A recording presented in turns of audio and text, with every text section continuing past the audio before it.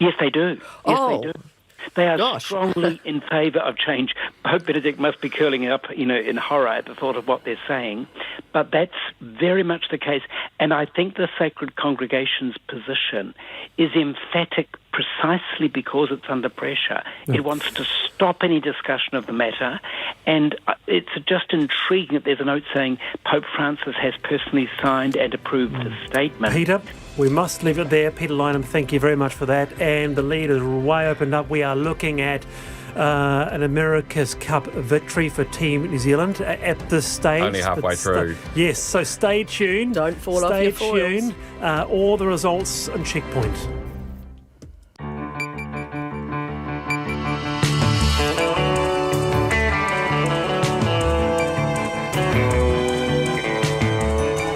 Whakarongo mai koe ki te reo irirangi o Aotearoa. This is Checkpoint on RNZ National. I'm Lisa Owen. E haere aki nei, could Team New Zealand be one and done? It is so close, you can almost taste the sea salt and champagne. Will today be the day Team New Zealand wrap up the 36th America's Cup? We'll keep you across all the action on Auckland's Hodaki Golf. We'll also be live from the fan zone and the beach grandstand too. In other news, what's happened to hundreds of sex offenders culled from a register? Despite lockdowns and job losses, Kiwis are hitting the pokies with a vengeance. Is the message getting through about the COVID jab? Is it piercing the regions? Moderna trials its vaccine on under 12-year-olds, and we meet the oldest new constable to graduate from police college.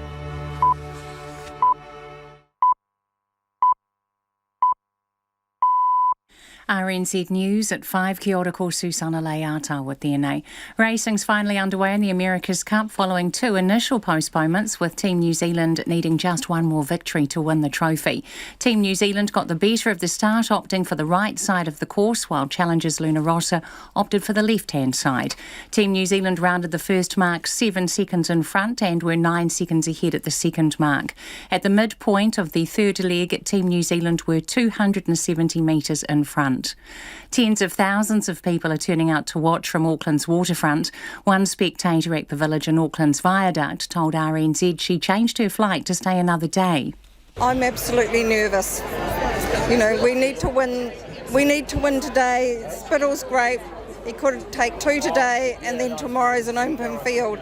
I go home tomorrow, so I want it delivered today. And just to hand, the village is now at capacity and people should go to Queen's Wharf or Aotea Square or Takapuna Beach Domain.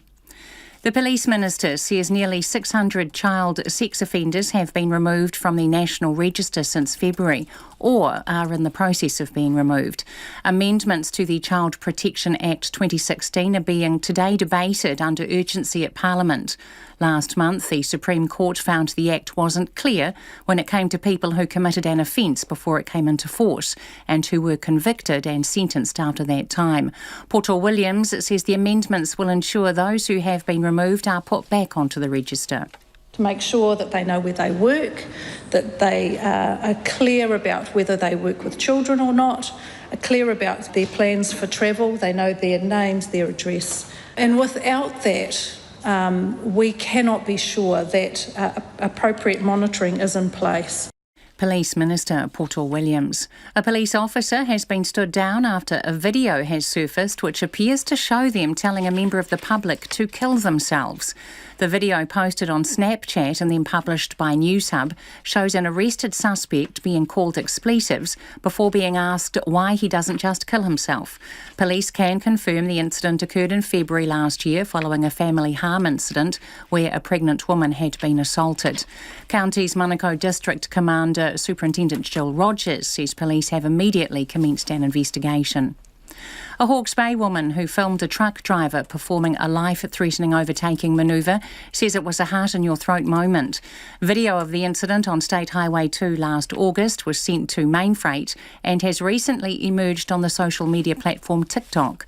The woman who was a passenger in another truck being overtaken says it was very scary.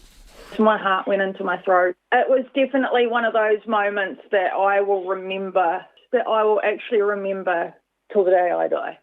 The woman reported the incident to Mainfreight's Hamilton office, but Mainfreight says it saw the video for the first time today and is yet to identify the driver. The Anglican Bishop of Auckland is apologising to people abused by clergy or church caregivers. Speaking to the ongoing abuse and care inquiry, Bishop Ross Bay is also asking anyone who hasn't come forward to do so. I apologise on behalf of the diocese to all those that have been in any way abused or neglected while in our care. I also apologise for the times when the Anglican Church has compounded your pain and suffering. The Anglican Bishop of Auckland, Ross Bay. 10 people have been arrested in Auckland as part of an investigation into money laundering. More than $10 million worth of assets have been seized. Students and parents have urged MPs to regulate universities' halls of residence and introduce minimum standards for pastoral care. They told the Education and Workforce Select Committee inquiry into student accommodation today that the staff at some halls are poorly prepared for students with problems including anxiety, depression and racism. It's 4 minutes past 5. As you heard in the news, Team New Zealand have made a solid start to race 10 of the America's Cup match on Auckland's Hauraki Gulf. After another tight battle with Luna Rossa off the start line, the defenders got their nose in front and went through the first gate with a 7-second lead. After the second of 6 legs, that buffer was out to 9 seconds, and a short time ago New Zealand had extended their lead over the Italians to 37 seconds at gate number 4. The heavyweight boxer David Naika says his job is only half done after being confirmed in the New Zealand team for the Tokyo Olympics. The 2-time Commonwealth Games champ will be the country's only boxer representative at the Games. Naika says it's a big achievement, but only one part of his ultimate goal. I feel like you haven't competed at the Olympics until you've competed at the Olympics, but it's definitely feeling a lot more real. Almost seems surreal in some senses, the job's only half done, so I won't be satisfied until I come back with a gold medal around my neck. David Naika. The Wanaka snowboarder Zoe Sadowski-Sinnott has collected a silver medal in the big air competition at the World Snowboarding Championships in Colorado. The 20-year-old who won the slopestyle gold at the weekend was in front after 2 rounds, but a rough landing in her final jump saw her pipped by Canadian Laurie Bluin. Veteran Black Caps batsman Ross Taylor is out of Saturday's first one-day cricket international against Bangladesh with a hamstring injury. That's the news.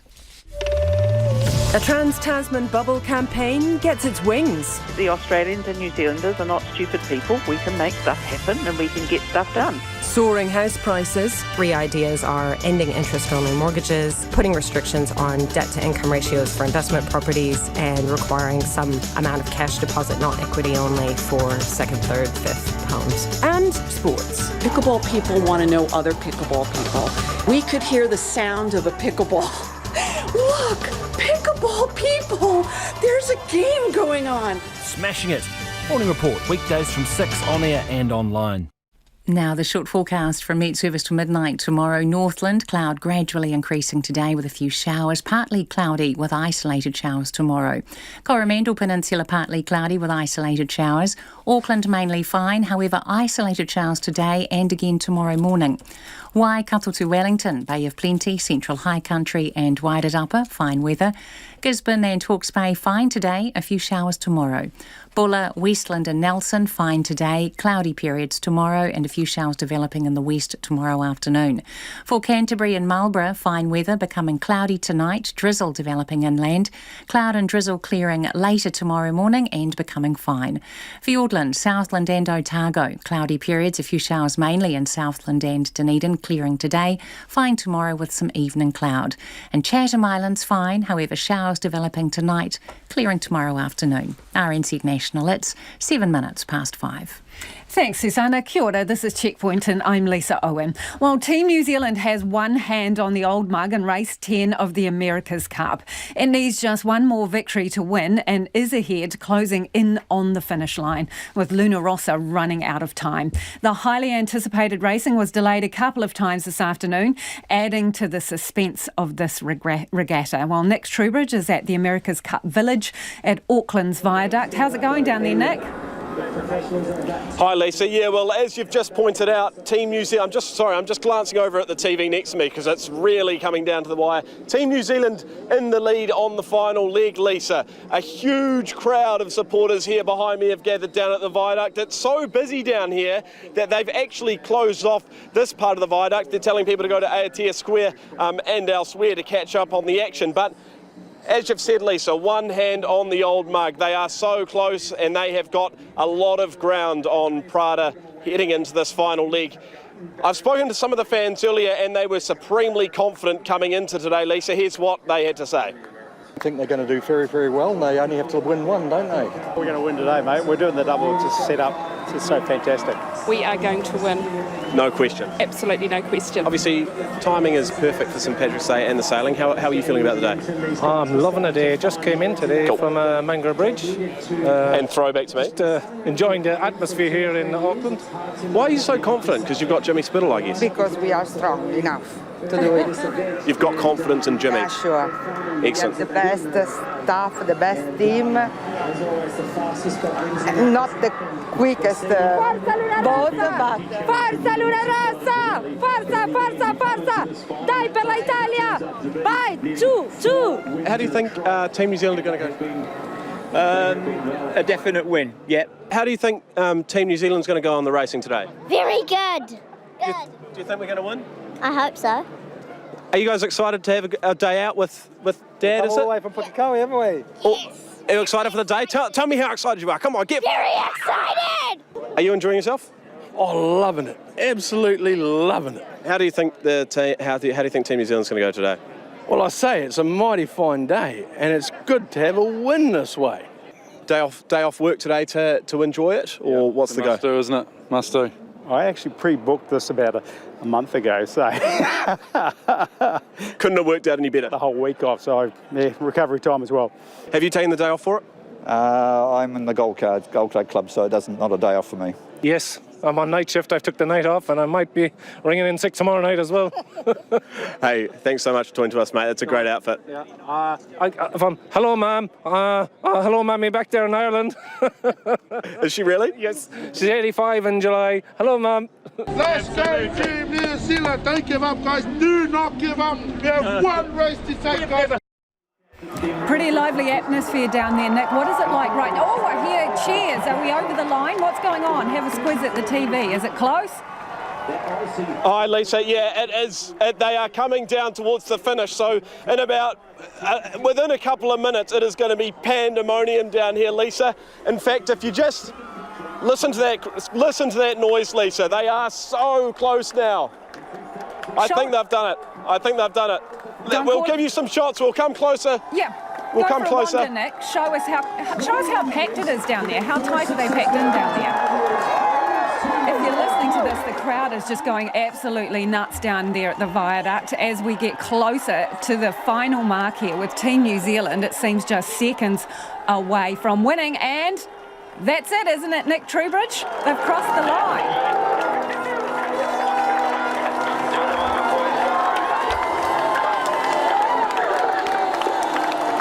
What you're hearing is the sound of the crowd going absolutely nuts down there, shoulder to shoulder, packed down at the America's Cup Village, just celebrating the fact that Team New Zealand has gone over the line ahead of Luna Rossa a number of seconds ago. And there are celebrations on board. I see someone, punching the sky, a few high fives, it seems, on Team New Zealand there. They have done it. An absolute caning, is it fair to say, of Luna Rossa. We won.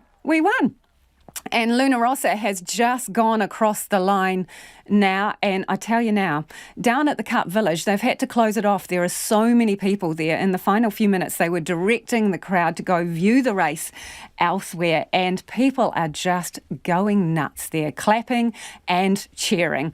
Well, our sports reporter Joe Porter is with me in the studio. Now, was that an absolute caning, Joe? Because that's what it looked like. Yeah, it was an absolute caning. Unfortunately, this was one of the courses where typically Obviously, if you won the start, you would win the race. So Luna Rossa desperately needed to get in front there. They didn't. Some great work by Peter Burling and the Team New Zealand crew to win the start. Some clever tactics. And then, of course, once they took that lead, they never looked back. The faster boat downwind, that proved the case again today.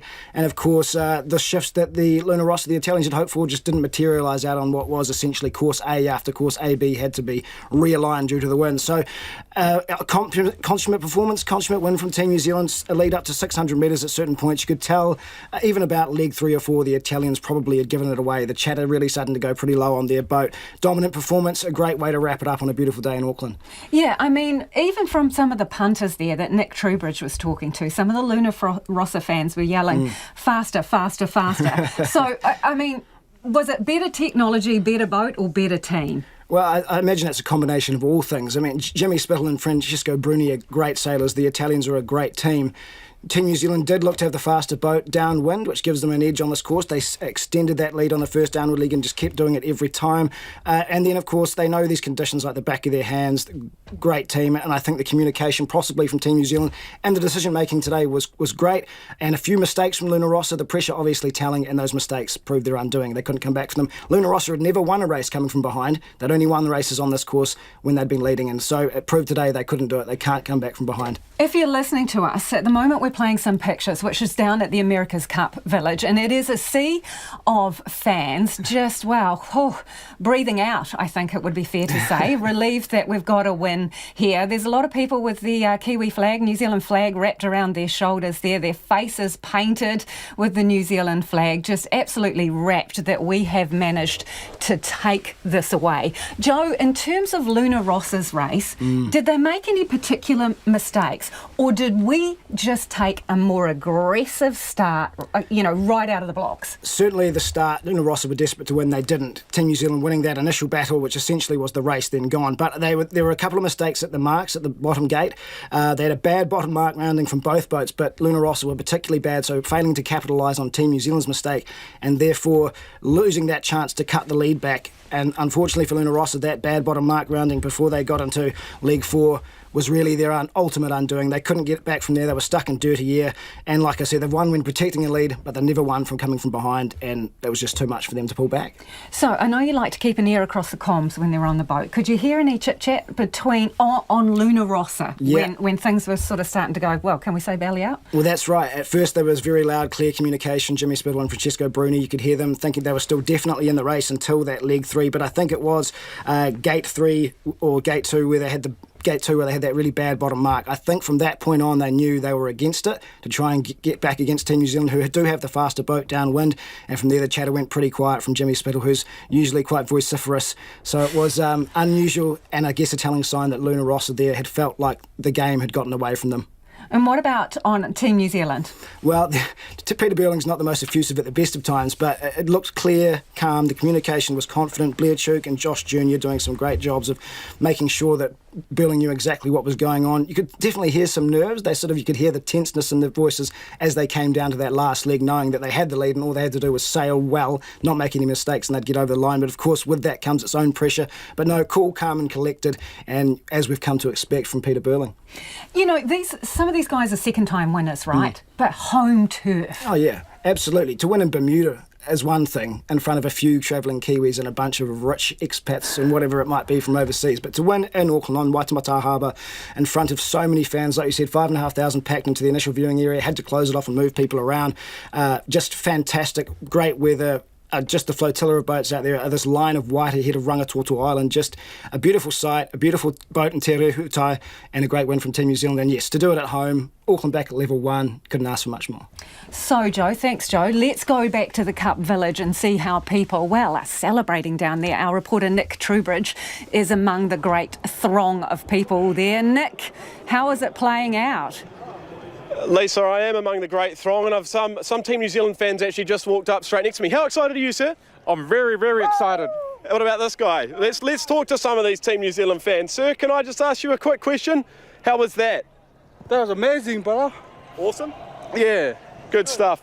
Lisa, as I say, the Viaduct was actually closed off earlier because there were far too many people streaming in. That shows how popular this team has become over these last couple of weeks. Let's see if we can. There's a few more people coming up. This guy's giving me a woohoo. How was that, sir? Talk to me about fantastic. Great boat speed, fabulous start. Peter Burling's the most brilliant sailor there ever been. I bet you're glad you came out. Oh, I am. We didn't come yesterday, and we thought we'll leave it to today, and we're glad we did. And I'm so pleased the breeze came in. I didn't think it would for a while, but that's fantastic. Really happy. What are you off to do now? Off to celebrate? We're going over to have a drink. Lovely. And then we're going to come back to the ceremony when they're going to present the cup. Excellent. Thank you very much, sir. And Lisa, of course, that ceremony is about an hour and a half after racing. That's when Team New Zealand will get up on the stage just in front of me and lift that old mug, retain that old mug, which of course they won those few years ago. So everyone's blooming excited down here, Lisa. Fair to say this is exactly the ending that everyone was hoping for. And Nick, for those who are listening and can't see, there is absolutely, hundreds, thousands of people down there. And I don't know if you noticed, Nick, you were breaking the traffic rules. There's a guy in a fluoro vest who's behind you, holding up a sign on the bridge there, telling people to keep left, mate. You're getting in the flow of traffic as people are rushing off to the celebrations. Well, actually, as I walked past her, I said, can you make an exception, please? Because there was no way I could keep left. I was holding up foot traffic. Nick, my cameraman, was trying to walk backwards. But you're right, Lisa, for the people not watching this and the people listening to this on radio, it is absolutely packed down here, and we can actually see, if Nick just pans across, people starting to gather where Team New Zealand will be coming in later today. The plan, Lisa, is for them to do a little bit of a tour, I suppose you could say, around North Wharf, and then they'll come back into Viaduct Harbour to greet all of these fans. Lisa, as you can imagine, the reception down here, when that happens, will be absolutely nuts, will be absolutely crazy. Thanks, Nick. We'll come back to you a little later in the show. That is Nick Trowbridge down there at the America's Cup Village. And if you were listening, people are shoulder to shoulder there. And as Nick Trowbridge said, they're starting to jostle for their positions at the place where the New Zealand boat is going to come in, and there's going to be the Cup celebration. There are celebrations on board as well. I'm just, looking over my shoulder at some pictures of the lads on the boat. Someone's swigging out of a bottle of champagne. You can almost taste it yourself, and the sea salt. That is the taste of victory, people. America's Cup is ours once again. Well, let's go to Louise Tanuth, who's at Takapuna Beach on Auckland's North Shore. Louise, there is a bunch of people behind you there. I bet the excitement was full on. Yes, Lisa, well, it was touch and go there, what with changing courses and waiting for that wind to get up, but we got there in the end. We did it, we've won, we've taken the cup in that first race, and it's been prime viewing here at Takapuna Beach. That Corsair brought the races right up here for viewers to watch. There's a huge crowd behind me, and it's been here on the big screen. Everyone I spoke to said we could do it in the first race, and they were right, we did it. And there's been fireworks and cheering. Everyone here is out at the beach and the sun is out, and I can imagine that plenty of people are going to be celebrating with a drink and some fish and chips here out on the shore. Louise, I know you say they were confident we could do it, but was there a few nerves? Was there a few tense moments there for the crowd? Oh, absolutely. There was plenty of tensions that were high here. Plenty of people have been invested. They've been out chasing all the locations as they've changed. As we know, that wind is super temperamental. People didn't know whether we'd be back here again tomorrow, and what with the courses changes as well. It's a really temperamental sport, the America's Cup, but the avid fans here have just been trailing around and keeping watch on all those races, so I can imagine that plenty are pleased that it's over and we've done it. So cup chasers moving from spot to spot. Louise, while you've been talking to me, I've seen a few people womble past you in school uniform. Do we think, we're not wanting to bust them, but have there been a few people skipping out of school to make sure they had a prime spot today? Yeah, I think you could be right there. Even yesterday when I had a chat to a few people, I think it's been a bit of a trend. But the thing is, the people that I've spoken to have said that this is a once-in-a-lifetime opportunity for some of these kids. You know, they're still in primary school, some still in intermediate. I've seen a few who have come from the shore in high school uniforms, perhaps with appointments this afternoon to come and watch the races. But I mean, good on them, fair enough. It is a once-in-a-lifetime opportunity and prime viewing here on the beach. Thanks, Louise. That's our reporter, Louise Tanuth. Knuth, who is at Takapuna Beach on Auckland's North Shore. It is 22 minutes after 5. We'll bring you up to date with all the happenings down at the America's Cup Village, but for the moment, let's go to other news. Community health providers want a more regional focus on COVID vaccine education to reflect different attitudes to the immunisation across the country. The government has announced 27,000 people had their first vaccination, with 60% of those in Auckland. A paid advertising campaign around the vaccine rollout began over the weekend with radio, newspaper and social media ads. But some say those aren't enough, with parts of the country not typically opposed to vaccines now sharing some hesitancy. Nita Blake-Person reports. The office is a buzz here at Te Hauora o Ngāpuhi in Kaikohi. Staff here are taking calls from around the country, helping with information about COVID-19 processes and the administrative side of vaccines, where to get them and when, who's eligible, things like that. Kapua Teri Barber is one of 40 casual staff who's been employed to help. She's been doing some welfare checks with people who are isolating. I really do enjoy doing my regular check-ins with those who just want to do it, kind of thing. It does really tear you down when they're just kind of abusing you on the other side. But, you learn to get used to it and just carry on with the protocols. Nearby, her colleagues are taking calls from people who might have had the injection and need to schedule their follow-up.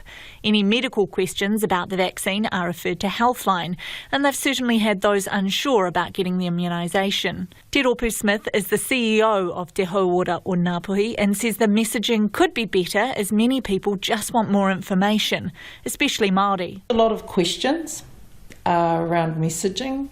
There's a lot of information that's required around appointments. There are actually a lot of whānau that want to get the vaccination, to be vaccinated, and they don't know where or how or when it's going to happen. The National Party's health spokesman and former GP, Dr. Shane Reti, also has concerns over vaccine messaging, particularly in areas where there appears to be some resistance. His question to the Health Minister last week around anti-vaccination sentiment had some unexpected results when looking at vaccine declines for children at 24 months old in the last few months of 2020. It actually turns out to be Bay of Plenty, which is a bit of a surprise when we're anticipating Northland and Tairāwhiti. 11.5% of people in the Bay of Plenty have declined vaccines at 24 months up to the end of last year. If we look at the non-Māori who have declined, Northland is the top of that with 15.8% of non-Māori declining vaccinations at that period. And for Māori, it's actually South Canterbury with 26.3% of declines. Not at all what we were expecting, again, projecting that it was going to be Northland and Tairāwhiti. In fact, they don't even feature in the top 3 for Māori who are declining vaccines. The top is South Canterbury at 26.3%. The next is West Coast at 22.2%, so nearly 1 in 5. And the third is Bay of Plenty. Northland and East Cape Māori don't even feature on that. He wants more resources put into communities which are showing some reluctance. I've seen nothing. I've seen a few websites. I may have actually seen a television advertisement, but I've seen nothing pervasive, structured and well-planned rolling out across all of New Zealand. So that's a disappointment. I think we need to move really quickly to get that underway. Over the weekend, some paid advertising started to support the government's announcement around the sequencing of the vaccine rollout. That's included radio and newspaper ads and some social media content. However, Facebook posts appear to have been somewhat hijacked by vaccine sceptics. The government says this initial phase is designed to inform the public about the vaccine rollout plan and to ultimately support increased uptake. But a wider campaign worth around $14 million is still being developed and will be rolled out over the coming weeks and months. Shane Reti says the time for that is now. Christmas is coming too, and we've actually started vaccinating our border workers as priority group 1. We're about to move into our health workers as priority group 2, and then we're into the priority groups in the real general community. So very quickly, by 1 July, several months away, purportedly we're going to be vaccinating general community. This runway is running out. It's getting really short to try and get the best buy-in we can around the coronavirus vaccine. The government's currently working to get around 50,000 border and MIQ workers as well as their families vaccinated. The aim is for everyone to have had their first dose by the end of the month. For Checkpoint, Cornita Blakeperson, TNA. It is 27 minutes past 5 and you're with Checkpoint on RNZ National. We can speak now to Dean Stanley, who is the very proud father of Josh Jr., who's helped bring home the America's Cup for us a second time. He's on a boat on the harbour. Dean, how are you feeling about this? Oh, mate, I'm stoked. Yeah, fantastic. It was epic out here today. Unbeknownst to me, someone had some champagne on the boat, so I'm covered in champagne. We've been watching it all week and just loving it. Just been an epic event, and so proud of what the lads have achieved. We're just heading down now to see if we can how close we can get to them. Dean, Joe Porter here in the studio with Lisa. I just want to ask you about Josh, your son, of course. He was on the boat in Bermuda, but what will it mean for him and everyone involved to win on home soil and retain the America's Cup in Auckland? Oh, look, they'll be really excited. I know I've been sort of having the odd text conversation with them over the period, not talking too much, but they've just been so thrilled to get out here and with so many boats out and the dock out and the dock in at down at the Viaduct harbour. They just really, really loved having the support from the whole country and behind them. So look, they'll be over the moon. They're a young group of sailors really coming through. And second time for a few of them there, and they'll just be stoked, really stoked. And Josh obviously playing a crucial role with the tactics and viewing what's going on out there on the course alongside Blair Tuke and Peter Burling. Just how important was Josh's role, and you must be very proud of the way he maintained his calmness and composure out there today. He played a crucial role. Yeah, they've kept that on the down low. Everyone's been sort of talking about Giles Scott and Ben Ainsley being a really good thing, and then Luna Rosser having the three people talking, but all the time Team New Zealand had a plan for five of them, really. Well, the whole boat, they're all sailing the boat, but five of them doing those, calling the tactics and the where the wind is and so on. And they're all pretty epic sailors in their own right. They've known each other for a long time, right back to the early days in Optimus, and just communicating really, really well. So bit of a secret weapon, really, that having five as opposed to 3 or 2. And it's proved really important. Hey Dean, Lisa again. Have you managed to exchange texts with Josh since they went over the line? No, not yet. No, my phone's gone a bit red hot actually with all my mates. And he don't have his phone with him. I imagine he's dancing up and down. We're getting reasonably close now though, so that's quite cool. What are you going to say to him? What are you going to say to him when you see him? Oh, well done, mate. Well done, mate. Good stuff, And let's see you win it again in 3 years, I reckon. Couldn't have put it better ourselves. Thank you so much for joining us. That's Dean Stanley, whose son, Josh Jr., is on the boat to help bring home that victory. Now, Auckland Mayor Phil Goff is with me now. Hey, Phil, did they get the keys to the city? Come in, Phil Goff. Can you hear me? Oh, I think we might have lost Phil there. We'll come back to him a little later. We could have Heather Burling on the line at the moment. Are you there, Heather? Yes. It's a very noisy background where I am. I bet it is. Are you about to burst with pride? Oh, relief probably more than, well, everything. I mean, the team's been amazing. There's such a, like Dean Stanley was just saying, there's such a lovely group of sailors that have gone up together and sailed together for so long. And for them to manage to defend the cup on home waters, it hasn't been easy, but yeah, well, it's great. How did you hold up during the race, Heather? You mentioned your nerves there. This was an easy one to watch, really, wasn't it? I like leading from pretty much the beginning. Had a little granddaughter distracting me, and it was a much easier race to watch. This bit where they sat down on the foils for 4 minutes, that's a lot harder to watch. Yeah, I bet. Have you had an opportunity to speak to him, exchange a message, anything? Since the race? Yeah. Oh, God, no. My phone's going nuts. His phone must be going triple nuts. No. We'll see him when he comes in. That's absolutely fine. That's how it is. Yeah. He'll know. He knows we're here. And you've mentioned these guys have grown up sailing together, Blair Tuke, Peter Burling and Josh Jr., all out of different sailing clubs. And Andy Marissa Bay, Maloney. one of them, and Naomi, of course. And of course, what do you think that means to them now? They've been together for so long. How crucial do you think that just intimate knowledge and sort of awareness and familiarity with each other played a role in their victory? I think that's huge, but I think they're also all just really good mates. Yeah. They just enjoy each other's company, and they're all sailors. They're all really, really, really, really good sailors, and they all know that it doesn't always go your way, and they're all pretty honest. If you've made a mistake, you own that mistake, or you look at how the whole team can do better. Try to blame somebody else, and that's just who they are and who they've been for a long time now. It's their second America's Cup together. That's right. And Peter Burling, as of course helmsman, does he have to host the party tonight? I have no idea in the world what's happening. Yeah. It's not at your house, is it? It's definitely not at my house. We live in Tauranga. It's definitely not at my house. Fantastic, Heather. Well, congratulations. Okay, we're cool. all super proud of the team. That's Heather Burling, the mother of Peter Burling there. Let's go now to Auckland Mayor Phil Goff. Phil, are you going to hand over the keys to the city to the team? Well, gosh, they deserve it, don't they? What a fantastic race, and huge respect for Peter Burling as an individual, but also as a skipper of the boat. And I was just sitting there at the Cup Village watching it, thinking the world is watching this and admiring, the skill, the sportsmanship, the commitment of our team. They're looking at the backdrop of Rangitoto and the city and the Waitemata Harbour, thinking what a great place New Zealand is. So you couldn't ask for a better showcasing of our city, our technology and our sportsmanship to the world. We're really proud of Peter and the team today.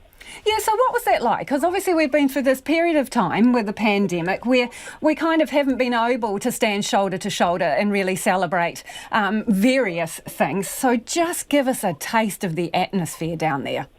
Well, the atmosphere was really electric. I mean, everybody was on edge. You never won till you've won. And even though we had that lead all the way through the race, we just wanted to see the team get past the finish line, and they did it, and they did it with style. And, whatever the ghosts that might still exist of San Francisco a couple of cups back, they're well and truly buried now, and we're very grateful for that. So how do you measure the success of this, apart from the actual win? Because there was a lot of money kicked in from the taxpayer and the ratepayers, right? And initially it was anticipated we'd get $1 billion in returns from this. No international visitors, that's not going to be the case. So how are you measuring success here? Well, I think we're measuring success, first of all, in the sheer enjoyment that New Zealanders have got. More than 1 million people watching it on television. The whole area down here, absolutely packed. But we're also broadcasting this to the world. So there's literally tens of millions of people that have watched this around the world and can admire what New Zealand is capable of and the country that it is and the city that we are here in Tamaki Makaurau, Auckland. Are you going to try and get it again, Phil? Have you put your pitch in already to hold the next one? Look, of course we want it back here again, and we have made a big investment, as you said before. The investment that the ratepayers of Auckland made was in the infrastructure, and the infrastructure is lasting. It's, getting rid of those hazardous substance tanks, getting the development down here on the waterfront makes us really proud to be in the city. So all the infrastructure's there. It's just there and ready to go if Team New Zealand makes the decision that that's where they're going to host the next Cup. And that's what we expect of them. I know the government will expect that, and we really hope that the Cup is going to be in the city. We've made the investment.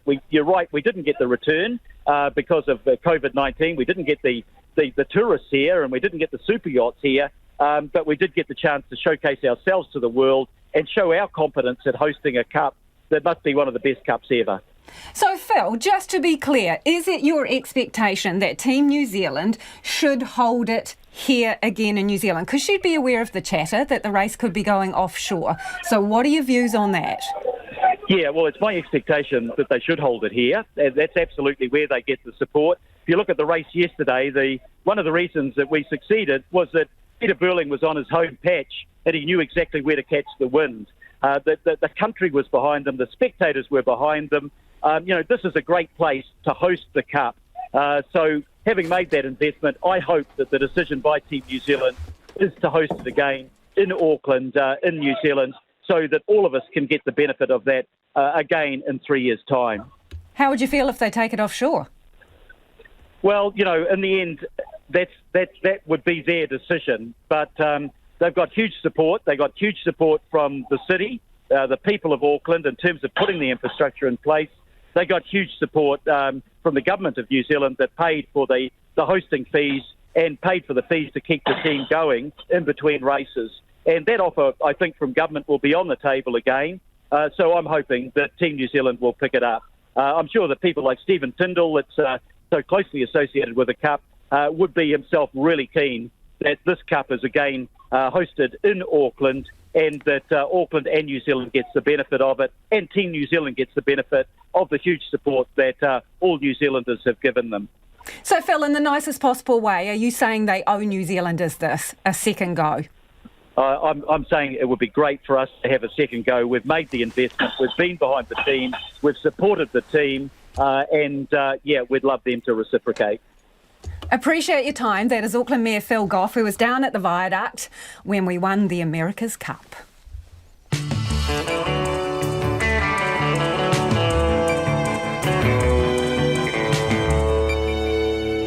If you're just joining us, Team New Zealand has retained the America's Cup 7-3.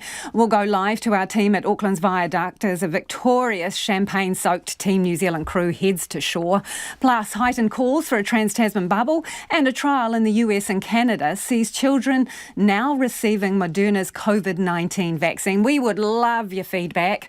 Let us know your thoughts if you've been watching the race or anything else we've had on the program so far this evening. You text us on 2101, tweet us at Checkpoint RNZ or email checkpoint@rnz.co.nz. In particular, let us know, should the next America's Cup be held here in New Zealand? We would love to hear your thoughts on that. It is time now for the headlines with Susanna. Team New Zealand has successfully defended the America's Cup, beating Luna Rossa 7-3 in the Best of 13 series with victory in race 10 in Auckland. The syndicate dominated the race from the outset, winning the start and heading around the first mark 7 seconds in front, extending that out to 9 at the second. The defenders then took control of the third leg, rounding the marker 27 seconds in front, and then by 37 at the fourth and 49 seconds at the final turn. When they crossed the line as winners, celebrations exploded around Auckland Harbour. Hundreds of sex offenders will be put back on the Child Sex Offender Register as the government makes urgent amendments to the Child Protection Act.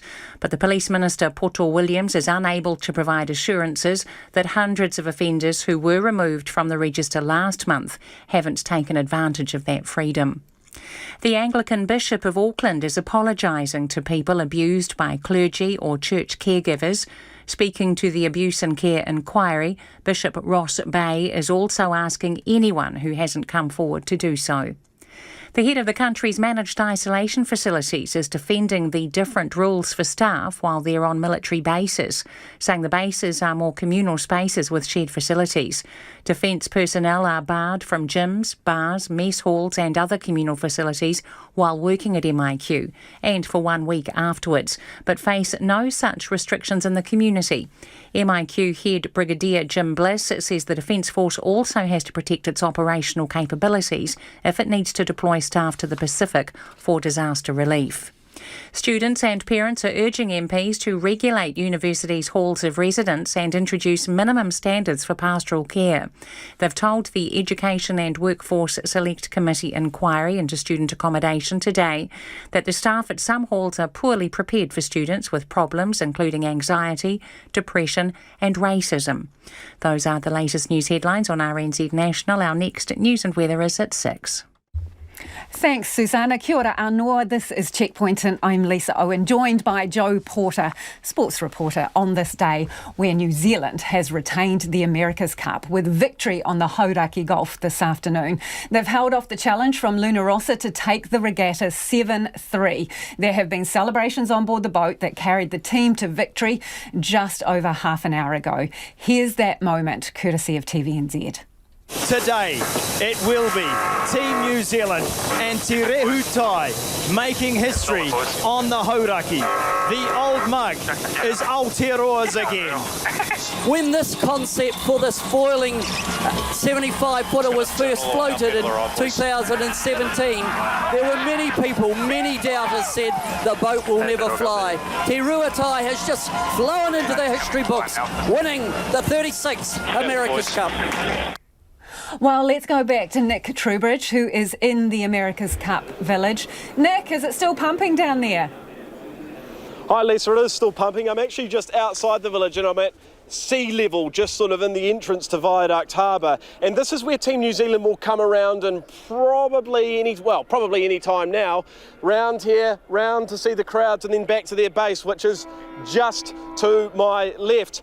You were talking to Phil Goff earlier, Lisa, and he was talking about whether it should come back to Auckland. Well, one thing they can be guaranteed if it does come back to Auckland, this event, is crowds, because as I've already said, it is absolutely jam-packed down here. There are thousands and thousands of Aucklanders and people from around New Zealand who have come down to watch this, so much so that they've shut off the bridge into the main part of the village, and they've shut off another area where there are another few viewing platforms, Lisa. So everyone's waiting with bated breath. Everyone is waiting for this successful team to come in and celebrate with the rest of the crowd here. So, Nick, you're sort of basically on a pontoon thing there. So can you do me a favour and just spin around over your left shoulder? Please do not topple into the water. But I can see behind you a couple of big boats. Just paint a bit of a picture about where the crowd is and how packed she is down there.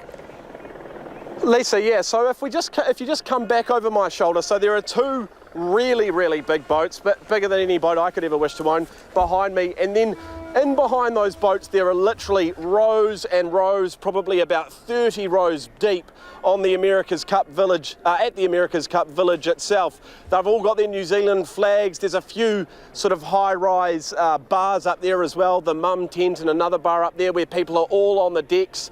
And then, as I say, you've got sort of stairs going down to water level where people are sitting as well, waiting for the team to come in. There's a couple of helicopters flying overhead now that may well have TV cameras on them actually, so maybe the team isn't that far away, Lisa, but sort of think of a body of water with people around it at all angles, waiting for these guys to come back in. Thanks, Nick. That is the two Nicks, Nick Trubridge and Nick Monroe, on camera down at the America's Cup village there. Let's go now to the AUT sailing professor, Mark Orams. Mark, I don't want to be unkind, but did we really mop the floor with them? Oh, well, we dominated the end of the regatta, 5 straight race wins, and the real, I think, standout for me is that Emirates Team New Zealand just kept getting better and better and better, both in terms of the way they sailed the boat and in terms of the development of the speed of the boat relative to Luna Rossa. A deeply impressive performance and one that they can be rightly proud of. Mark, Joe Porter here in Studio 2. Could you put it in layman's terms for us? What was the difference, the winning difference between A, the boat, and B, the crews on both these two teams? Well, the whole package really. So it's very hard to just point one particular thing. A feature of Emirates Team New Zealand is just how integrated every part of their boat is in the way that they sail it. From every little detail and fairing all the way through to the basic fundamentals of their hull design, their foil design, and the decisions that were made many months ago, you can just see an enormous amount of intellectual input that's gone into every facet of Te Rehutai. It's an incredible machine. And then you give it to the world's best sailors, and they just keep relentlessly developing it. That final race today to win the 36th America's Cup was as close to a perfect race as you can see. They absolutely executed the plan that they had. They had the courage to change that plan and cross over from the right side to the left on the first leg of that race. They just executed with confidence, with precision, and with a great deal of excellence. And that's at the top end of any sport. That's just something that you just stand back and admire. And as a sailor myself, I just tip my hat. Amazing sailing, amazing machine, an incredible team.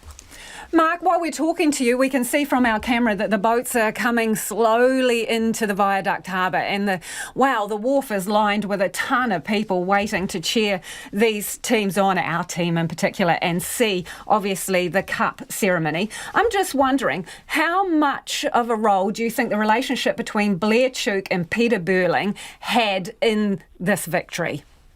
Oh, it's a very special relationship, not just for this America's Cup. I mean, these two started sailing together many years ago and, of course, have delivered 2 Olympic medals, a silver when they were quite young in London in 2012 and then a gold in 2016 in Rio. And they've just become one of those really special combinations where they're a yin and yang. Each of them sort of compensate for one another's weaknesses and build on one another's strengths. They're good mates on and off the water. But it's not just Blair and Pete. There are other people in that afterguard. I think the really quiet, unspoken hero is Glenn Ashby. Our favourite Quasi, Kiwi Aussie. He's a magnificent sailor and an incredibly hard worker and a very smart and astute man. And he's had an enormous input, has had Andy Maloney and Josh Jr. and all the other people involved. So as the syndicate's called Team New Zealand, it is very much about a team. That's how Sir Peter Blake set it up way back in 1993.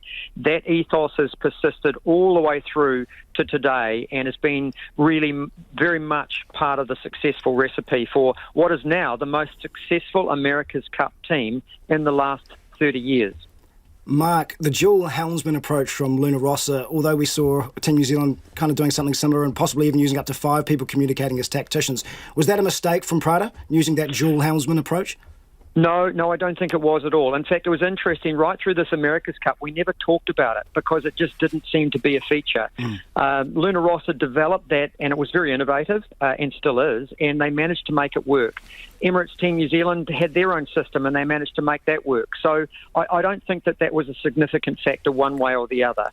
I think what really made the difference is that Emirates Team New Zealand, even though they came in a little bit race rusty, not having had a real opponent on the water for nearly 3 months, were able to just overcome that disadvantage they had against Luna Rossa and to continue to develop their boat relative to Luna Rossa as opposed to just the numbers in the simulator. And that sort of approach just allowed them to continue to get better and better. And in the end, they were just able to dominate, as we saw. Whenever they got their nose in front, they were just able to stretch. When they were behind, they kept it close and kept pushing until they were able to find a crack or force a mistake, as they did in yesterday's race. So, the complete performance, nobody could say that the best team didn't win this 36th America's Cup. Luna Rossa, an absolutely admirable and honourable challenger, and they can be extremely proud, but the best team won, no doubt. Mark, just before you head off, I know that you've been answering direct questions from the public on this. You've been, blogging and the like. How widespread is the interest in this race? How engaged are people in it? Well, certainly here within New Zealand, we're very engaged. And the international yachting community, which is quite broad and diverse, are very engaged. But beyond that, I think it doesn't have great reach. And so that's something that is just a feature of the international environment. We, I think, are in this absolute paradise here in Aotearoa, especially in the COVID kind of era, where a lot of people, of course, are still locked down. A lot of people are fearing for their jobs. There's a lot of drama and challenges internationally. And so I think when people have engaged, and certainly some of the feedback I've been getting from the international community, many of whom are following in the early hours of the morning, they are just full of admiration for New Zealand and how beautiful and wonderful this place is that we're lucky enough to call home. They are very impressed with Team New Zealand. What they remind us is that the America's Cup is a technology and innovation and a money game. And what they just cannot wrap their heads around is how does our little island nation at the bottom of the planet with 5 million people take on world superpowers and just dominate? They just shake their heads at it. They can't understand it. There's something uniquely special about our little part of the world and the way we approach taking on massive challenges like this. And it's something that every single Kiwi, I think, can be enormously proud of, because what Team New Zealand has done represents the best of who we are as a nation, and I couldn't be prouder. Mark, a lot of the talk will turn now to where the next Cup will be hosted, where Team New Zealand will choose to defend it. The government has already said they will only provide money, the continued backing, if it is held in New Zealand again. So for you, though, we talk about the lack of interest potentially overseas. Would holding the Cup, say in the Isle of Wight, like has been speculated against the challenger of record in the Team Ineos UK, would that, do you think, give this event a boost on the international scale? Well, certainly in the Northern Hemisphere it would, just simply through time zones. But the other thing that's, I guess, most significant is that the ability to raise the significant money out of corporate sponsorship now in the international marketplace is really difficult in the COVID era. And most corporates are looking at every single dollar they invest and looking for a return on that investment. And an event that's held in the middle of the night over on the other side of the world is very difficult if you're in a multinational that depends very much on Europe or Asia or the North American market. So there's a commercial reality which makes it really difficult for Grant Dalton and Kevin Shoebridge to raise enough money to keep Team New Zealand together. Now, this is something, of course, that's going to be very, very difficult and controversial, and I hope it doesn't take away from the celebration of what's been an amazing event and an amazing achievement. But to keep Team New Zealand together and to keep it competitive against the international scene, then they have to look at other options, and I think that that's what they're doing. What I hope they can do is that they can find a way to keep New Zealand funded together, and that we can have events that they need to from the corporate sponsorship perspective in the Northern Hemisphere, but that Auckland, the city of sails, can still be the home of the America's Cup, because that's what we've all bought into. That's what Team New Zealand was formed by Sir Peter Blake and Alan Sefton for all the way back in the 1990s. And so if Shoebridge and Dalton can find a way to make that happen, well, then I think that we can get behind them. But it would be really heartbreaking to see this event taken offshore. Appreciate your time this afternoon. That is Mark Orams, AUT Sailing Professor. We're waiting on the imminent arrival of Team New Zealand down at the Viaduct Basin. We'll go there as soon as it happens. In the meantime, though, our reporter Katie Todd is on board the America's Cup media boat and joins us now. So, Katie, how was it out there on the water during this? Oh, Lisa, the noise and the energy, it was just phenomenal. On a large launch, which also has a lot of members of the public on it. And during the race, people were sort of nervously pacing between the big onboard TVs, seeing the overview of the race, and then running back to the side of the boat to see it up close for themselves. And the second the win was confirmed, it just exploded. There was a symphony of corks popping out of GH Mum bottles and people jumping in the water and boats tooting their horns. The volume out here was just crazy. And the cheering and dancing is carrying on as everyone makes their way back to shore now. And that slow trickle back into the viaduct. I know it's early days, Katie, but are people talking about whether they want to see this race kept here in New Zealand? Sorry? Bit of noise in the background there. Obviously, still the celebrations are going on. I'm wondering, Katie, if people have started talking about whether the Cup should be kept here in New Zealand, the next America's Cup race, whether it should stay here in New Zealand. Oh, look, people are just reveling in the moment. They're so phenomenally happy about what's just happened. I think it's more of a focus on the dancing and the plans for tonight right now. Everyone is just so stoked. Thank you, Katie. That is Katie Todd, who was on board the America's Cup media boat. Now, let's head back down to the Viaduct Basin where Nick Trubridge, our intrepid reporter, is. Nick, what's going on down there? Hi Lisa, we're still waiting, as you can see by this picture, for Team New Zealand to come in. They shouldn't be far away. There's a real slew of spectator boats coming in. They look fairly cheery. It's obviously St Patrick's Day as well. So we're still waiting. We're in a holding pattern. Lisa. So I can see, for people who are listening to us but not watching on the TV, rather a large boat coming in with, as Nick says, some pretty happy people. They're dancing around on board, pretty rapt that we've taken away the America's Cup. And as Nick says, not far off, we think, the victorious Team New Zealand people coming in. There's a bit of dancing going on there, isn't there, Joe Porter? And a few champagne glasses I can see being waved around on board. And I tell you what, the crowd is pretty thick down there at the Viaduct. And a little later on, there will be a ceremony where they get handed the cup, because it's theirs at the moment and they have retained it. We were talking earlier about whether the cup should stay here in New Zealand, and in fact Stuart Nash, Minister for Economic and Regional Development, has put out a press statement saying that the government will support and invest in the cup, but there is a rider. It would need to be held here in New Zealand. The statement says we want to see it all over again in 2023. The government's already agreed that the successful America's Cup team will be supported to stay together while it plans its next defence of the old mug. Cabinet has agreed to invest in the team within existing budgets. They also say they didn't spend as much as they had initially expected on this, and the underspend will be used to make sure the team is kept together. Goes on to say no request for support has yet been made, but Team New Zealand has received government assistance following every America's Cup since 2003, and Minister Nash anticipates a similar request will be made this year. $136 million was set aside in budget 2018 for the Cup. Not all of that funding has been spent. Goes on to say that the underspend will be used to keep the successful team together while it plans and regroups for America's Cup number 37. And just while we're waiting for the boat to come in, Joe, what happens after these cups? Do people swoop in and swoop on our best sailors and our best talent? That's what can happen, and that's why you need this money to be readily available to keep the team together while they're deciding what they're going to do and where they're going to hold the defence.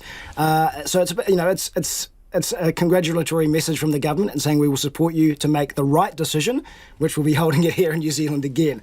So look, if the Sharks will be circling for the best sailors, the Sharks will also be circling to host it in other countries. I believe the UK Challenger of Record had to leave the course while this last race was finishing to be back on shore, to therefore sign some agreement as soon as that race finished with the current defender. So they could already have agreed in principle to holding it in the Isle of Wight next year, with UK being the Challenger of Record, which is quite amazing how fast things work. Literally at the very end of that last race, they have to be off the water and on land. Some strange rules in the oldest cup or oldest trophy in secret sport. handshake in the back room working out the rules. So it could well be that those two have already done that as Team New Zealand do their victory lap, and we will be heading to Britain next year. But it's obvious if Team New Zealand want to keep their government funding to the tune of around $130 million last time round, they'll need to keep the cup in New Zealand. So some big decisions ahead for Team New Zealand and what's best in their interests and what's best for the country, and if they want that support, if they need that support.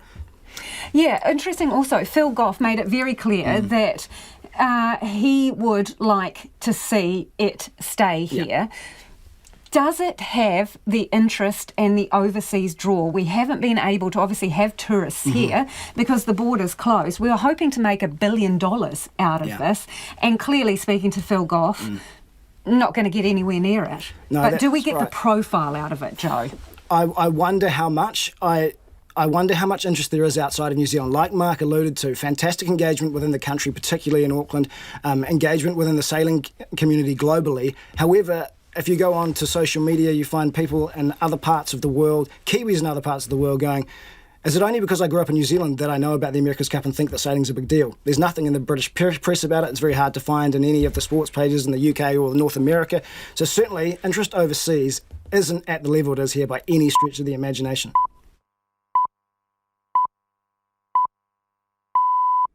RNZ News at 6, ngā mihi nui, ko Susana Leata with tēnei. Team New Zealand has successfully defended the America's Cup, beating Luna Rossa 7-3 in the Best of 13 series with victory in race 10 in Auckland. They retained the Old Mug, international sport's oldest trophy, 4 years after beating Oracle Team USA in Bermuda. Team New Zealand dominated throughout the final race, eventually finishing 46 seconds ahead of the challengers. 21 years after their first successful defence on home waters, Emirates Team New Zealand do it again in a new class of boat that proves Kiwis can fly. Sailing's most treasured prize, the America's Cup, stays in New Zealand.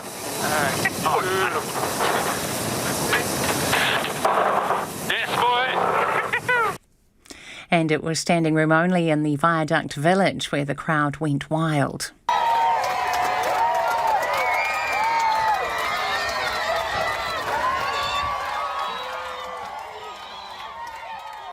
We'll hear from Victoria's helmsman Peter Burling in sport. The proud father of Team New Zealand crew member Josh Jr. says the team's success is down to having a number of leaders on board the boat. Josh's father, Dean Stanley, is a sailor himself and a former Commodore of Wersa Bay Boating Club, where Josh learned to sail. Stanley told Checkpoint that other teams focused on the leadership qualities of one or two characters, but Team New Zealand showed strength in depth. They're all pretty epic sailors in their own right. They've known each other for a long time, right back to the early days in Optimus, and just communicating really, really well. Dean Stanley says when he finally catches up with his son, he simply will say, "Well done, mate." The government has congratulated Team New Zealand and reaffirmed its commitment to support the team as it prepares for the next America's Cup. Prime Minister Jacinda Ardern says Team New Zealand has made the country proud and provided much optimism and excitement following a hard year. The minister responsible for the America's Cup, Stuart Nash, says Cabinet has agreed to invest in the team from within existing budgets. However, he says this would be subject to a number of conditions, including an expectation the Cup will be defended in New Zealand.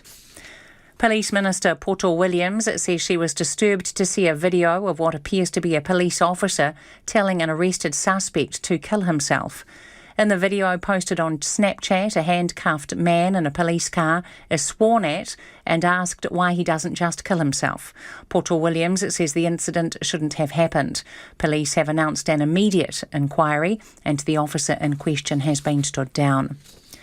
The Green Party says amendments to legislation will ensure nearly 600 child sex offenders are put back on the National Register, breaching the Bill of Rights.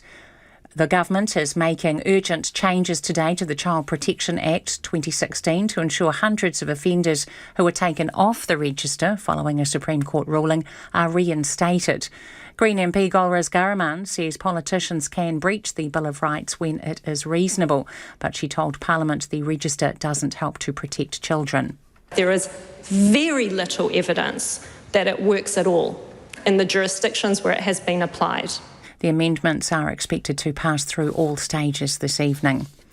The head of the country's managed isolation facilities says tougher restrictions on staff while they're on military bases are justified because of the higher risk. It's been revealed that defence personnel working at MIQ are barred from gyms, bars, mess halls and other communal facilities, but face no such restrictions in the community. MIQ head Brigadier Jim Bliss says it's a cautious approach because military bases have more shared spaces. The Defence Force has to protect its operational capabilities should they need to deploy to somewhere like the Pacific to do a disaster relief type event. So it's a cautious approach to managing a workforce, a large workforce, in a fairly tight, confined environment. Brigadier Bliss says it's a procedure Defence has taken to protect its own workforce. Students and parents have warned MPs of major problems with university halls of residence. They told the Education and Workforce Select Committee inquiry into student accommodation today that some are putting profits before student well-being. Our education correspondent John Gerritsen reports. Students told the committee of cases where Hall of Residence staff failed to support students with mental health problems or complaints of racism. They say the halls need mandatory minimum standards covering pastoral care and training for residence advisors and the number of students those advisors work with. They also urged MPs to bring student accommodation under the Residential Tenancies Act. Universities say they're standardising their contracts with the companies that run halls of residence and developing standards for pastoral care. Ko John Gerritsen, TNA. It's 5 minutes past 6. As you heard in the news, Team New Zealand have successfully defended the America's Cup. The home syndicate have wrapped up a 7-3 series win over Luna Rossa with victory in race 10 of the regatta on Auckland's Hauraki Gulf. After another tight battle off the start line, Team New Zealand got their nose in front and never looked back, extending almost all the way to clinch a 46-second win. Helmsman Peter Burling says they're blown away by winning successive America's Cups. Absolutely unreal, and coming back to the chase boat and just seeing all the people involved in this campaign over 3 or so years, how many Kiwis are out here supporting the event again. We've had messages from everyone from the Prime Minister to high school kids to just about anyone you can think of support, and it just means the world to us as a team. Blown away by being able to achieve what we have as a group and win another America's Cup. Peter Burling. Heavyweight boxer David Nyaka is the latest New Zealand athlete confirmed for the Tokyo Olympics. The two-time Commonwealth Games gold medalist was officially named to the New Zealand team in Hamilton this morning. Nyaka will be the first male New Zealand boxer to compete at the Olympics since the 2004 Games in Athens. Golfer Tiger Woods is out of hospital and back at his Florida home, continuing his recovery after suffering severe leg injuries in a car accident last month. It's still unclear, however, whether the 15-time major winner will be able to return to the sport's elite level. Rafael Nadal will skip the Miami Tennis Open later this month in a bid to recover from a back injury in time for the European clay court season. That's the news. Tonight on Nights, Anya Mizrak on getting kids into the habit of exercising. It all goes back to more physical education in schools. Thomas Doreen has a guide on how to be gay. Korovaka Uta and Tale Anderson check out the Auckland Killikitty scene, the original version of 2020 cricket. And this week's Hump Prize is Ingrid Horrock's beautiful meditation on taking a dip where we swim. It's all on Nights of me, Brian Crump, after the news at 7 on RNZ National. The short forecast from Met Service to midnight tomorrow. Northland cloud gradually increasing this evening with a few showers. Partly cloudy with isolated showers tomorrow. Coromandel Peninsula partly cloudy with isolated showers. Auckland mainly fine, however isolated showers today and again tomorrow morning. Waikato to Wellington, Bay of Plenty, Central High Country and Waitat Upper, fine weather. Gisborne and Hawke's Bay fine today, a few showers tomorrow. Bulla, Westland and Nelson, fine today. Cloudy periods tomorrow. A few showers developing in the west tomorrow afternoon. Canterbury and Marlborough, fine, becoming cloudy tonight and drizzle developing inland. Cloud and drizzle clearing later tomorrow morning and becoming fine. Fiordland, Southland and Otago, cloudy periods today. Fine tomorrow, but cloud returning by the evening. And Chatham Island, showers developing this evening, clearing tomorrow afternoon. RNZ National, 8 minutes past 6. Thanks, Susanna. Kia ora anō. This is Checkpoint ko Lisa Owen Takuingwa. Team New Zealand has tasted sweet victory in the America's Cup this evening, holding off the challenge of Luna Rossa to take the oldest cup in the sport. As the champagne-soaked crew coasted into home base at Auckland's Viaduct Harbour, skipper Peter Burling described today's win as absolutely unreal and better than Bermuda because of the home support from fans. Peter Burling said he'd been swamped with messages, including one from the Prime Minister. Cabinet has also signalled $5 million to help boost Team New Zealand's next defence. Here's the moment Team New Zealand triumphantly crossed the finish line, courtesy of TVNZ. Years ago, Team New Zealand sailed to an America's Cup defence right here in Tamaki Makaurau. And now this eclectic crew of Kiwis has shown the sailing world how to fly. Today, it will be Team New Zealand and Te Rehu Tai making history on the Hauraki. The old mug is Aotearoa's again. Let's go back to our reporter Nick Trubridge, who's at the Viaduct. How are things going down there, Nick? Do we have any idea how far off the victorious team is? Hi Lisa, I don't think they're very far off at all. They've just done a wee lap of Wynyard Quarter, which is obviously just next to the Viaduct Basin here at Auckland's Waitemata Harbour. We do have, as people watching us will be able to see, and for people on the radio, we do have a sort of a flotilla of boats coming in behind us playing, well, no end of New Zealand tunes, Lisa. There's Slice of Heaven playing at the moment, which some of our listeners and viewers might be able to hear. I would say, Lisa, that we're probably, judging by the helicopters just above me, we are probably any minute away from Team New Zealand arriving here. As we've already covered, Lisa, a 7-3 victory, and that's still crammed with people down here at the Viaduct base, and there's probably, well, I would say it wouldn't be a push to say there's tens of thousands of people down here now. Obviously work's finished for the day and it's St Patrick's Day as well, so moments away, Lisa, I think, moments away. All right, stand poised there, Nick, and we'll come back to you. But just for now, I noticed, were there a support crew that came in before on sort of Team New Zealand marked boats? Who were they? That's right, Lisa. It was support crew. There are about 4 support boats that came in before, and of course these crazy-looking boats, they're sort of catamarans, but they're media boats with sort of a camera attached to the front of them, and that's what brings the people at home all the coverage. So in fact, if we turn around it, we can actually see the Team New Zealand mask coming into Wynyard, into the harbour now. They're not far away, Lisa. I would suggest that they are any minute, judging by the noise that's ramping up here, if you stay with us. Tantalisingly close there, Nick, and for people who are listening, what we've got is a shot of one of the team bases here, and just peeking above the roof, we can see the top of a mast which is slowly crawling around down to where Nick Trewbridge is waiting, and so are thousands of other people to see this crew come into the harbour. Absolutely triumphant, I imagine. There were scenes as they went over the finish line out there, popping the old champagne corks and things, having a bit of a celebration. And Joe, what happens to the boats after all of this? Yeah, interesting, isn't it? Because essentially they're built just for this one event, so they become antiques, essentially unusable outside of this race, because who knows which kind of boats they'll be using at the next America's Cup. They may change completely because it has to be agreed between the two teams, whoever the next challenger of record is. So I don't know. One of the last America's boats resides in an American university up hanging above one of their campus central spots. Others are in museums around the world, and I think Oracle possibly have one in their own headquarters wherever they are in the United States too, just hanging around on display. So essentially they become very expensive display items, pieces of art, you might say. So who knows where Team New Zealand's boat could end up, but it'd be a pretty expensive piece and a rather large piece of artwork were you to buy it for your own house. Interesting. Now, we've spoken to other people about this on the show this evening.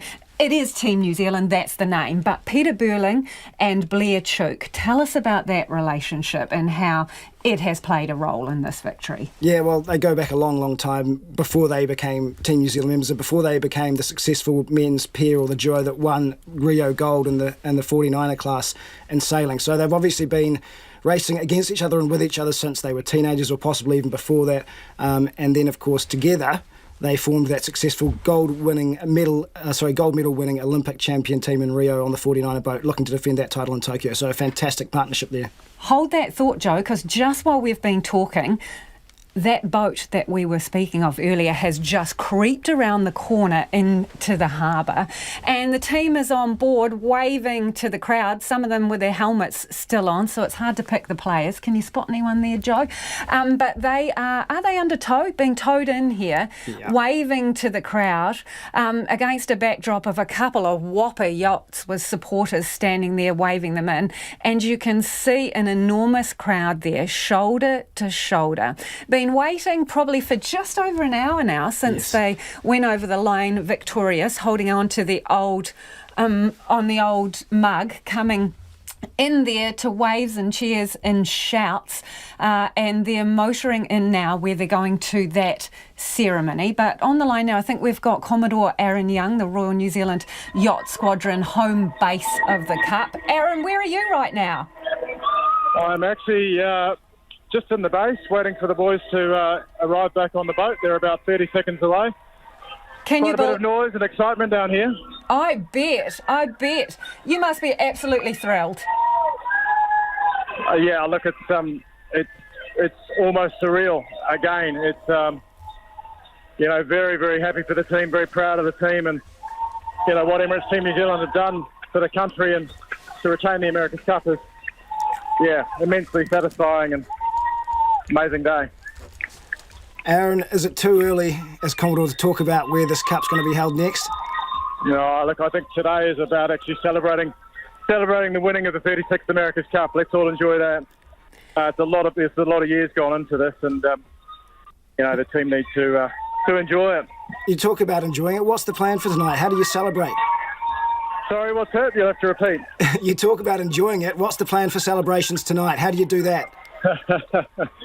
Well, as sailors, we're pretty superstitious and we don't really like to make too many plans, but there is the official prize giving in an hour or so, and we'll see how the night goes.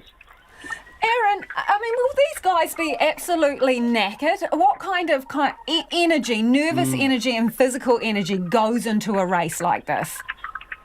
Well, I guess there was only one race today, so that's some sort of relief, but yeah, look, it's a long campaign. The guys didn't just win the America's Cup this afternoon. They've been working on this for a number of years, and that's we're just I guess, in awe of them at this point that they've managed to do it for the yacht squadron. Aaron, I know you want to celebrate the victory, and people are celebrating the victory, and you can't give us the exact details, but let me ask you this question. Given the support, the money that's gone into this, the backing from New Zealanders, taxpayers and ratepayers, do you think they're owed another America's Cup in New Zealand waters? As I say, right now, let's just get today out of the way. What a great event. A great time for Auckland, and let's just celebrate the victory tonight, and we'll have a look at everything over the coming weeks. Aaron, obviously a lot of work going in on the rest day and the day where racing couldn't go ahead because of light winds. Obviously sort of this perpetual work goes into these boats to get them faster, even day to day. What gains did you guys make, Team New Zealand, on that rest day and the day that racing what couldn't happen because of the light winds? How important were those 2 days to give you guys an advantage, and you really sort of seemed to take off from there? Well, that's really probably, to be honest, more of a question for the team and the guys who are actually working on the boat. Us, we're sort of sitting in the background a little bit, in more of a sort of a governance trustee role. So, the guys on the boat would have been working constantly, always looking for, more improvement. But, as for what they did, that's up to them, and they clearly did enough. Well, have a fantastic night, Aaron. That is Aaron Young, Commodore of the Royal New Zealand Yacht Squadron, who is down there at home base waiting for the team to come in. I'll tell you who else is out there on the water. Former Prime Minister Helen Clark is, and we can talk to her now. Helen, how was it? Absolutely unbelievable spectacle of sailing. Just so thrilling. And the flotilla that just descended on Emirates Team New Zealand at the end was just a spectacle. So a very, very exciting day out in the water. So what, once they'd gone over the line, was it sort of like running onto the footy field? Basically, yeah, the fans descended onto the field, or the course in this case. We had people on, the sort of little one moped equivalent of what goes on the water, water scooters. We had yacht launches of all kinds. Everybody just swarmed in around Team New Zealand. It was just a fantastic feeling. And down here on the Viaduct bases, people are here in their thousands. It's going to be a very big party night at Auckland tonight. So have you motored back in there? You're now down at the base? Yes, we're at the base. I was out on one of the Team New Zealand chase boats, so we get the thrill of, really being along with the chasers. They're warming up before the race, and then we get to come in fast with the chase boats. The team's just arrived. They're down on the wharf now, and the media have descended on them like a flotilla. But a very, very proud day for New Zealand, and full congrats to the team. What do you think this does for us? Because there's been a lot of debate about the amount of money that's been put into this race. We couldn't have international visitors, but what is the payback, the value of it, do you reckon? The media exposure for New Zealand from this race has just been phenomenal. And I think it's also sending out a number of signals. One is Kiwis are very good sailors. There's tremendous innovation in this yacht. It's really at the cutting edge of sailing technology. That's a plus. And then, people around the world are looking at us having a phenomenal time out in the water, jostling around the waterfront. They're thinking, how did those Kiwis get it right on the pandemic? So there's so many positive messages that have come from this for New Zealand. Look, I was the PM who, we agreed to fund the Cup after 2003 when things didn't go so well with the defence. And I just feel, every bit we've ever invested of public money in this has been worth it for New Zealand. Helen, Joe Porter here in studio with Lisa. Therefore, are the public, are the taxpayers, the ratepayers owed another America's Cup in Auckland and New Zealand rather than the defence heading offshore?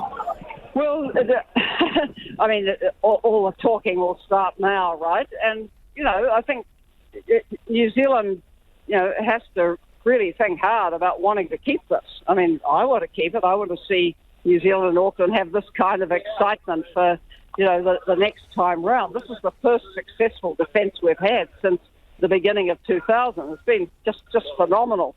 So, let's hope the, Kiwi Incorporated with the other sponsors can come together to keep it here and keep a spectacle of sailing here. So, Helen, the government's indicated that it's prepared to kick in final details to be determined based on the race being held here. Do you think it's a good investment to keep putting money into it? Taxpayer money? 1,000%. 1,000%. I'd really back it, saying, as a small country, you have to fight for visibility. We've got visibility with the All Blacks. We have visibility with Team New Zealand. Just outstanding sportsmanship. And if we can back it and keep a spectacle here, we should. Just a curiosity question before we go, Helen. Can you sail? No, I've never been a sailor, but I've been associated with the Cup Circle since I was PM in 2000.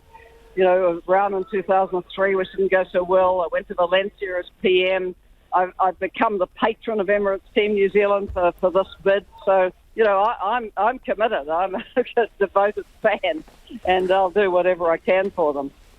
Good to talk to you. That is former Prime Minister Helen Clark, who was out on the water for today's race and is down at the Viaduct Basin right now, where the team has turned up ready for the Cup ceremony. After a 3.5-year build-up and 10 races, Team New Zealand has defeated Luna Rossa to retain the America's Cup. What began as a tit-for-tat turned into a near whitewash, with Peter Burling's crew winning the last 4 races.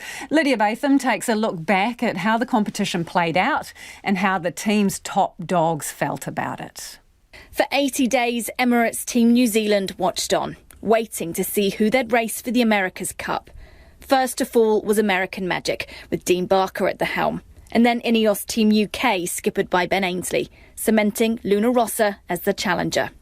The day before racing began, their team director and skipper Max Serena certain they could take the cup. Well, we believe 100%. Otherwise, I'm not a kind of guy which does the job for money. I'm doing whatever I do as long as I believe in what I'm doing, and the 100 people are in the tent. They believe in we can win the race. For the defenders, the weight of the nation on their shoulders, something Team NZ's helmsman Peter Burling was all too aware of. It's not every day you get to compete for the America's Cup, especially on home waters, and I think that moment's not lost on anyone in our team. The support for the home team made all the clearer to him on day one. I don't know how many thousand boats were out on the water today, but it was pretty incredible going out, towing past them all, and it was even hard to find a good spot to get through the spectators to get onto the racecourse. So it was pretty incredible to see how many Kiwis are getting behind the event. The races that day showed the even match between the teams, winning 1 apiece. Luna Rossa's Jimmy Spittle pretty pleased about that. You've got to look at the scoreline, and the scoreline suggests both teams can win races. That's a great thing. That's confidence for our guys. I think we've taken a good step since the Christmas period when we last raced the Kiwis, but we need more. Day 2 brought the same to all. Team NZ's Peter Burling admitting there was room for improvement. We're learning all the time. It's probably been our 4th start in a tight environment like this in the last 3 months, where Luna Rossa's come out of a pretty tight series. So we definitely feel like we're getting better and better. Spittle seeing it as no bad thing. Teams have both sailed 2 good races each. The scoreline doesn't lie, the results don't lie. The team that won deserved to win, made fewer mistakes. That's sport, but I think from an event point of view, it's fantastic to see all squared up, all to play for. Day 3 saw the score move to 3-3. Not the dream scoreline for Spittle anymore. We'd love to be 6-0. That'd be fantastic if it was 6-0. So you could always think, we missed those opportunities, those other 3 races. But, you're going against the best in the world. Team NZ's Josh Jr. certain they were on the right track. It's anyone's game, but I think the key here is to keep learning and keep improving. And we feel like we're on a very steep trajectory, and we keep pushing each day to get better. And he was right. After a day without racing because of a lack of wind, the deadlock broke. Team New Zealand came from behind twice to secure victory on day 5. The team's emotions were clear, with flight controller Blair Duke not shy about how they all felt. Huge moment, I think. We've still got 2 to go, but to turn that around like we did was massive for the team. I think some of the emotion from the grinding boys might have been just how tired they were. That was a big one for them, the deepest they've gone. Despite being 5-3 down on day 5, Luna Rossa's co-helmsman Jimmy Spittle remained confident. We're in this. We can win races. All we need to focus on tomorrow is going out and winning the first one, and then we'll take it from there. His warning, don't underestimate us. I'm confident this team can do it. I mean, we've come through the round robin series the hard way. I mean, everyone pretty much wrote us off on the Prada Cup and came through, and we only dropped one race from the semis on. Everyone was talking up the Kiwis, talking about a whitewash, and, you know, it was going to be 7-0. But day 6 brought him and his team no joy. The first race once again went New Zealand's way, meaning they needed just one more win to retain the old mug. But the second race got called off because of a lack of wind. Peter Burling not too mad about having to race another day. It's almost funny when the commentators were saying, you know, what do you think the next race was going to happen? And you're kind of like, oh, it would probably be pretty cool to, you know, see another day of this. And it was obviously a shame it didn't happen, but, you know, we're blown away by the support and loving being out there and racing. Despite needing 4 wins on the trot, Jimmy Spittle remained unshakable. There'll be no towel to throw in. You know, the gloves will come off, we'll come out swinging, and we'll focus on just one thing, and that's winning one race. We don't have to look too far into the future, and that's the beauty of the position we're in. His co-helmsman Francesco Bruni trying to take inspiration from Spittle's come-behind win over Team NZ with Oracle Team USA in 2013. A very wise man and a good friend of mine said once, imagine what a story would be if they lose from here. He's a very wise man, and I learned a lot from him. And he won an America's Cup with it, so I'm trying to do the same. But all the hope in the world wasn't enough to beat the Kiwis. Here's how it all came to an end, courtesy of TVNZ. Years ago, Team New Zealand sailed to an America's Cup defence right here in Tamaki Makaurau. And now this eclectic crew of Kiwis has shown the sailing world how to fly. Today, it will be Team New Zealand and Te Rehu Tai making history on the Hauraki. The old mug is Aotearoa's again. For checkpoints, Lydia Batham. Well, if you are just joining us, the America's Cup is still New Zealand's Cup. Emirates Team New Zealand has made history this afternoon, winning the America's Cup for New Zealand for the 4th time, beating challenger Luna Rossa by 7 races to 3. Skipper Peter Burling has thanked New Zealanders, saying the team has been overwhelmed by the support. Luna Rossa's skipper Jimmy Spittle has also been gracious in defeat, thanking the race committee for the event and congratulating Peter Burling and his crew, saying they are deserved champions. The co-helmsman says he'll be joining the Kiwis for a beer later. Both teams have now arrived back at Auckland's Viaduct, where a prize-giving ceremony is set to take place on the America's Cup Village main stage at 7:30, and a press conference will take place after that. The Harbour Bridge, Sky Tower and Auckland Museum will be lit up from 8 o'clock tonight as a thank you to Aucklanders for their support. So just before we go, Joe Porter, where does our eye turn now? Is it all about what happens next with the Cup? Yeah, 2 major questions, I think. The first one being, where will the next Cup be held? Is it going to be moved to the Isle of Wight next year as a one-off challenge like has been suggested in the media against the British challenger?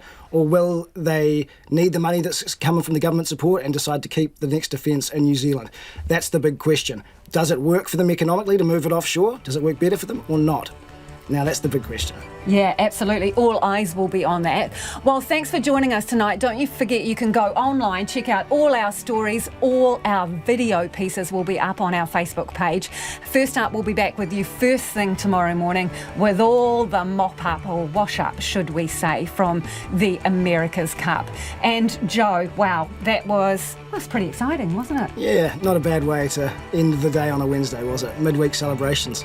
Fantastic, and thank you for joining us. That is Joe Porter, or Joe Sporter, as we like to call him. And thank you for joining us. Back tomorrow, same time.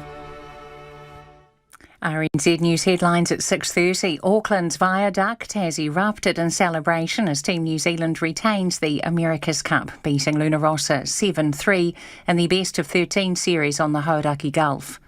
The Minister responsible for the America's Cup, Stuart Nash, says Cabinet has agreed to invest in the team, but says it would include an expectation the Cup will be defended in New Zealand. And 600 people removed from the Child Sex Offenders Register will be reinstated as amendments are made to the Act under urgency in Parliament. Our next news and weather is at 7. Take the pulse of the day's news every weeknight at 10. We had Minister Hanare who hosted us, and also Minister Seow, he also spoke. And if we go by what the Minister said, all should be well with diabetes. Lately with me, Karen Hayes, your late night eye on the